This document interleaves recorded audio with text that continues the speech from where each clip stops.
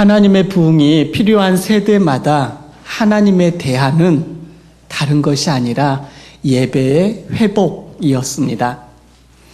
예배가 회복되면 부흥은 허락되었고, 예배가 여전히 무너져 있으면 부흥은 허락되지 않았습니다. 아담이 범죄함으로 신락원 했을 때, 노아의 방주로 세상이 물심판 받았을 때, 바벨탑으로 모든 사람들이 흩어졌을 때, 사사기 시대에 하나님의 말씀이 희귀해졌을 때, 바벨론 포로로 끌려간 노예가 되었을 때, 사마리아 여인이 외로움과 상처 속에 우물가로 물 길러 나왔을 때, 하나님은 언제나 예배의 회복을 제안하셨습니다. 우리가 무엇을 하는 것, 그것을 넘어서서 하나님 앞에 다시 나오는 예배를 주님께서는 원하셨습니다. 약 4100년 전 갈대아 우르에 있던 아브라함을 부르사 이 땅 위에 믿음의 세대를 다시 세우기를 원하셨습니다. 하나님은 아브라함의 삶에 무엇을 먼저 회복시키셨는지 성경 말씀을 통해서 분명히 우리에게 가르쳐 주고 있습니다. 창세기 13장 4절로 5절을 함께 읽겠습니다. 그가 처음으로 제단을 쌓은 곳이라. 그가 거기서 여호와의 이름을 불렀더라. 아브라함의 일행 롯도 양과 소와 장막이 있으므로. 지금 아브라함과 롯은 함께 하나님의 부르심 앞에 응답하여 우르의 땅을, 우상의 땅 우르를 지나 약속의 땅으로 가고 있습니다.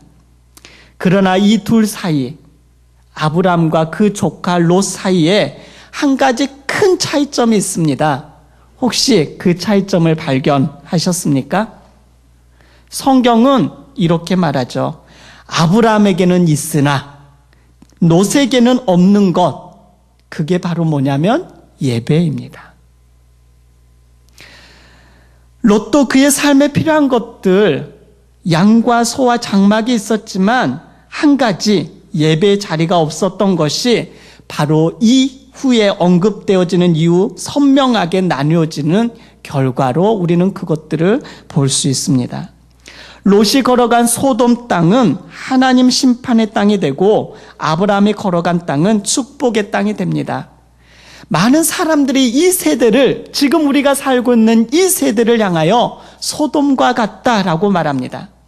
끊임없이 들려오는 무너진 질서, 타락한 문화, 자살과 폭력, 인재라 불리는 대형 사고들, 소망이 없어 보인다라고 많은 사람들이 그렇게 이야기합니다.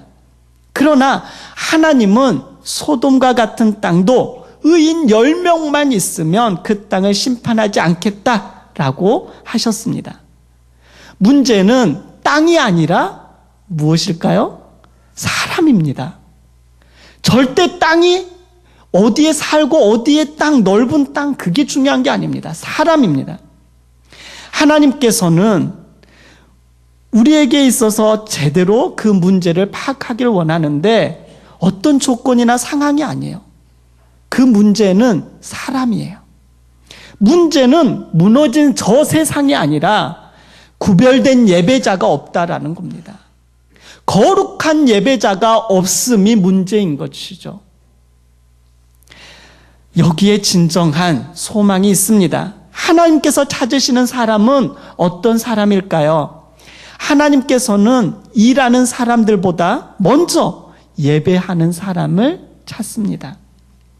하나님이 찾으시는 사람은 예배하는 사람이에요. 사랑하는 강서가족 여러분, 우리도 하나님 앞에 예배드리고 있는데요? 라고 말씀하실 수 있죠. 우리의 예배 가운데, 이 예배 자리 가운데 주일날 하나님 앞에 감사 찬양, 우리의 마음을, 우리의 입술 말고요, 우리의 마음으로, 우리의 영으로 나의 모든 신경을 다하여서 내 속에 있는 세포들을 다 깨워서, 잠자고 있는 내 세포들 다 일어나 주님을 찬양하자, 그렇게 전심을 다하여 그렇게 예배하고 있습니까? 사랑하는 강서가족 여러분, 저와 여러분은 하나님이 찾으시는 거룩한 예배자로 서야 합니다. 구별된 예배자로 서야 됩니다. 하나님을 예배하고 하나님의 이름을 그대로 믿고 따른다고 하는 사람들이 예수님 당시에도 수없이 많았습니다. 그리고 지금도 너무 많이 있죠. 그런데 하나님께서 그 예수님 당시에도 마찬가지고 지금도 구별된 예배자를 찾고 있다라는 사실을 우리는 알아야 됩니다. 무늬만 예배자가 아니라 진정한 예배자가 되어야 합니다. 사랑하는 강서가족 여러분, 우리의 예배, 나의 예배, 내가 하나님께 드리는 예배 가운데 우리가 무엇을 해야 하는 것이 핵심이 아닙니다. 우리의 이 예배 가운데 여러분들 나오시잖아요. 이 예배 가운데 누구를 만나느냐가 핵심입니다. 오늘도 우리는 예배드리러 이 성전에 나와서 하나님을 예배했죠. 그런데 우리가 예배당에 와서 누구를 만나느냐? 첫 번째 누구를 만나러 오셨어요? 주님요? 하나님요? 진짜예요? 네, 아멘. 기도한 권사님 감사합니다. 맞습니다. 우리는 진짜 예배드리러 온 게요. 누구를 만나느냐? 근데 대부분 사람들 만나고 같은 직분의 동역자들 만나고 또 그 후배들 만나고 친구들 만나고 진짜 그런데 중요한 것은 주님을 만나고 가셔야 됩니다. 내가 주님을 만나러 사모하면서 이곳에 왔는가 생각해 보십시오. 내가 여호와의 이름을 부르면서 주님 이곳 가운데 임하여 주십시오.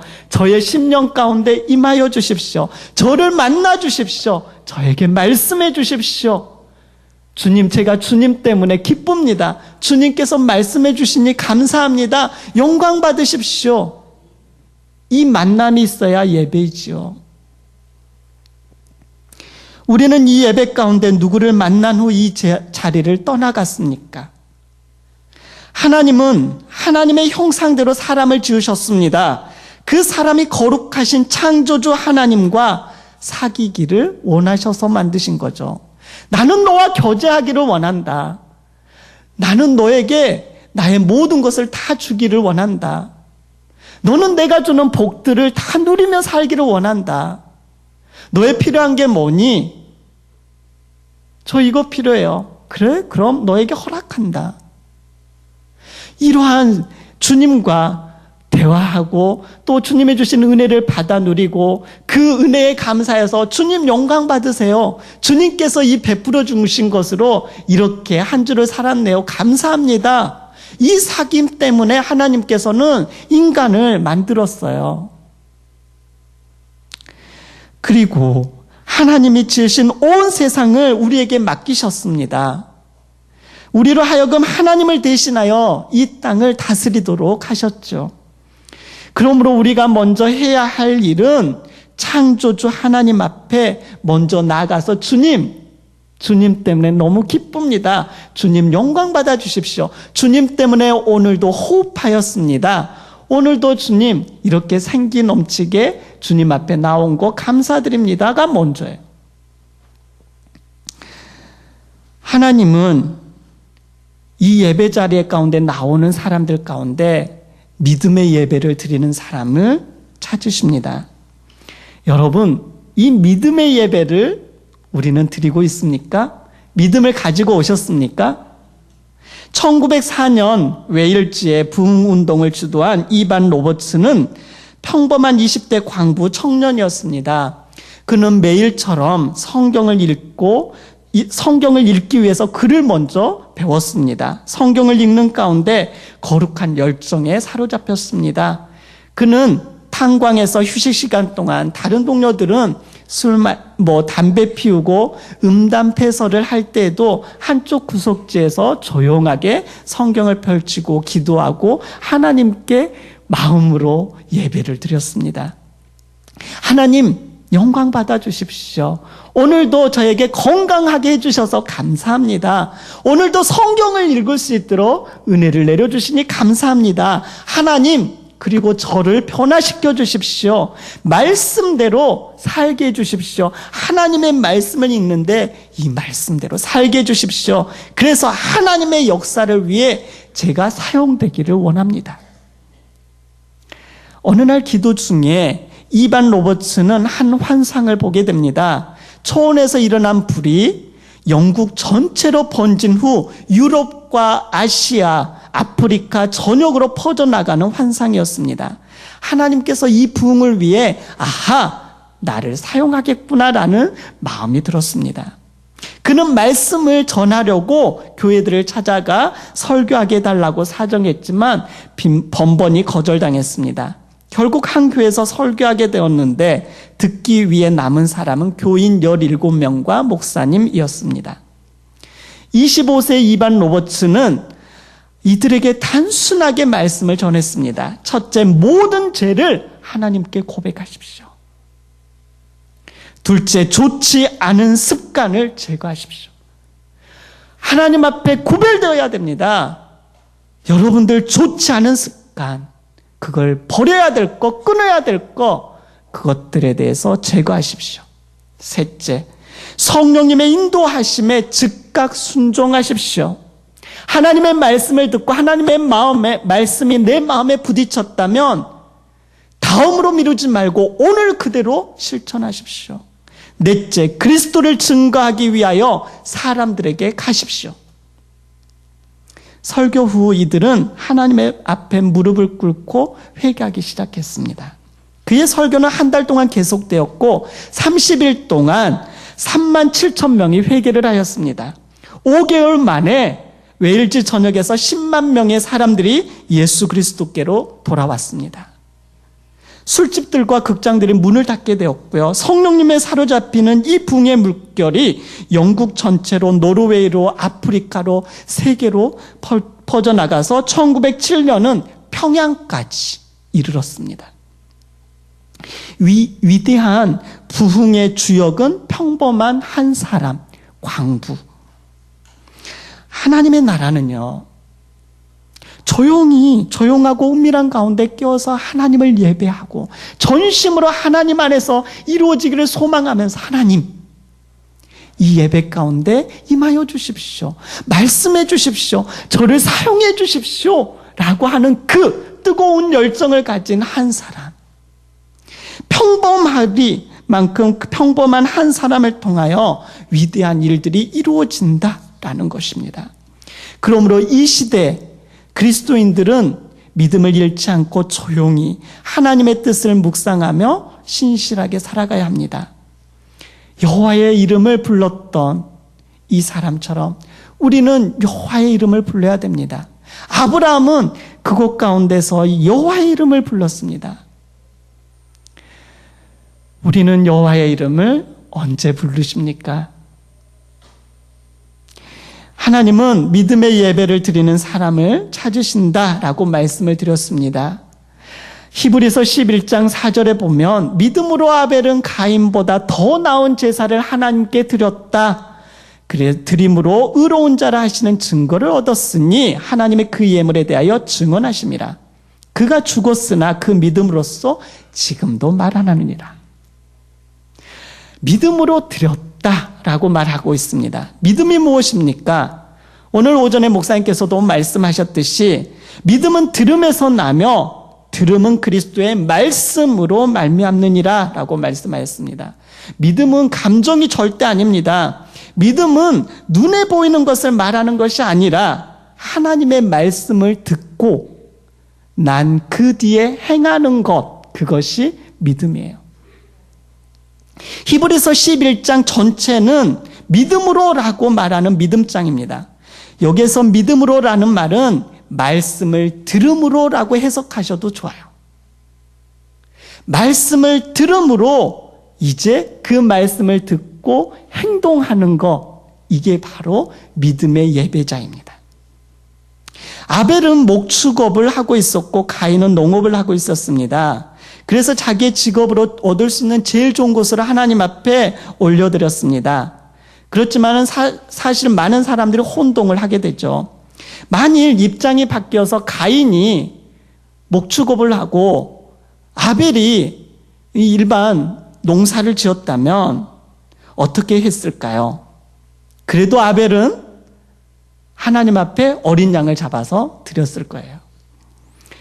왜냐하면 아벨은 믿음으로 드렸기 때문입니다. 믿음으로 드린다는 것은 말씀을 들음으로라고 했잖아요. 무슨 말씀을 들었냐면 이 아벨과 가인은 부모가 누구예요? 네? 아담과 하와잖아요. 부모인 아담과 하와에게 하나님의 말씀을 드렸어요. 하나님께 예배할 때 어떻게 해야 되는지를 아담에게 예언적인 말씀을 허락하셨어요. 그 말씀을 아벨은 분명히 그 말씀을 들었어요. 가인도 들었습니다. 하나님께서 그들에게 이미 말씀하신 대로 어찌됐건 이 아벨은 농사를 짓는다 할지라도 아버지의 어머니의 그 하나님의 말씀을 듣고 그대로 순종했을 거라는 거죠. 이게 믿음이거든요. 하나님의 말씀을 듣고 순종하는 게 믿음이기에. 모든 사람은 다 죄인이기 때문에 하나님께 나아갈 수 없습니다. 하나님은 하나님 앞에 나올 수 있는 한 길을 열어놓으셨습니다. 그것은 예수 그리스도의 피이죠. 그래서 장차 오셔서 죄인을 구속하실 예수 그리스도에 대한 믿음으로 어린 양을 잡으라라고 아담과 하와에게 말씀을 하셨죠. 하나님께서는 이미 이 사실을 아담과 하와에게 말씀하셨어요. 알려주셨어요.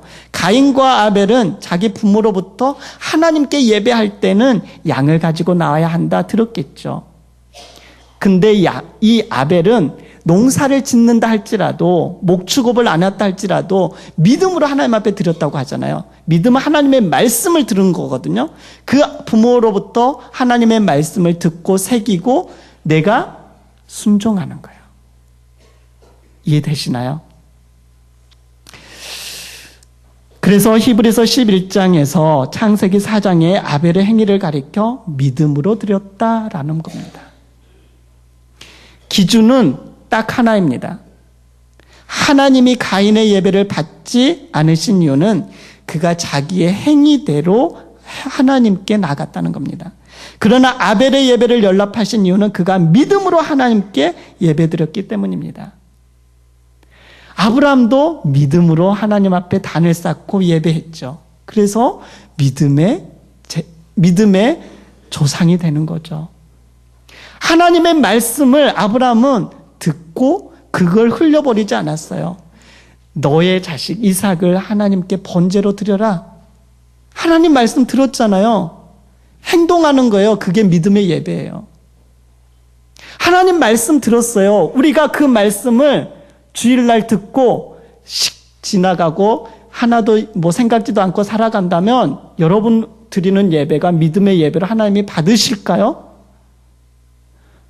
아브라함은 하나님의 그 말씀하심에 대해서 귀 기울였어요. 그 말씀을 들었어요. 그리고 그대로 했어요. 이게 믿음의 예배예요. 이삭을 그래서 죽이려고 했잖아요. 번제로. 오늘도 마찬가지입니다.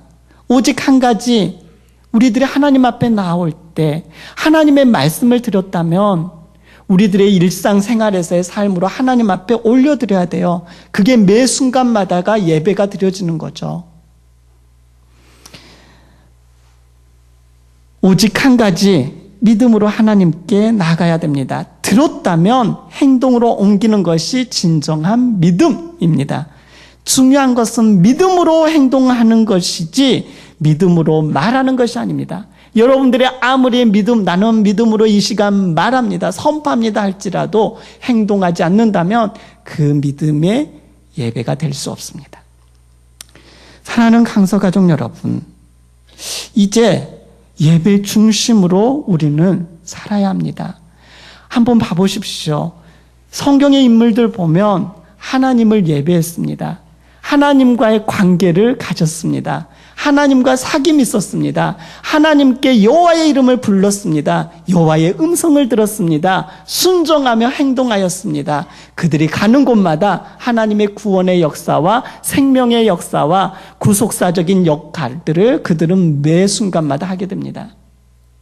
우리들을 점검해 보십시다. 하나님 앞에 나옵니다. 하나님 앞에 영광 돌립니다. 우리들 또한 우리가 믿음으로 하나님의 말씀을 듣습니다. 그 들은 말씀을 행동으로 옮깁니다. 주님 아버지 앞에 그것을 올려드리죠. 그러면 우리의 가는 곳마다 생명의 역사와 하나님의 나라가 이루어지고 하나님과 영적인 교제가 있으므로 어떠한 상황 가운데서도 막힘이 없습니다.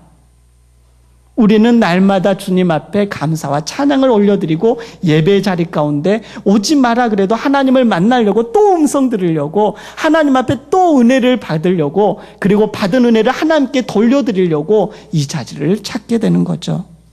오늘 우리에게는 모든 것들이 우리 지금 한국 교회에 보십시오. 우리 교회도 잘 갖춰져 있는 편입니다. 추우면 보일러 틀죠. 옆에 다 열 선풍기 틀죠. 더워지면은 선풍기, 에어컨 다 틀죠. 교육 부서마다 열악하지만 다 교실들이 있죠. 어느 정도 갖출 건 다 갖췄습니다. 그런데 정말 갖춰야 할 것은 저와 여러분의 마음으로 하나님 앞에 드리는 그 마음 중심을 갖춰서 오셔야 됩니다. 그래야만이 이 예배 가운데 주님은요, 예배 드릴 때마다 하나님의 은혜를 폭포수처럼 내리려고 준비 중이셔요. 여러분들이 이 시간을 통해서 하나님의 음성이 생명의 말씀으로 막 가슴에 이렇게 치시려고 준비 중이셔요. 그런데 우리는 주님 앞에 거룩한 예배자로 서지도 않고 구별된 모습으로 서지도 않고 하나님을 사모하지도 않아요. 여호와의 이름을 부르지도 않아요. 물론 말씀을 듣고 노래를 하지만 그것은 우리의 습관으로 한다면 그 하나님의 임재가 우리의 여기까지 들어오지 않아요. 그러기에 이제 우리들이 예배자로 다시 서십시다. 이 예배 자리를 사모하고 하나님의 음성을 듣고 그 음성을 따라 믿음으로 행동하고 또한 하나님 앞에 반응할 때에 우리는 진정한 예배자가 될 것입니다. 그것이 이 시대의 우리의 대안입니다.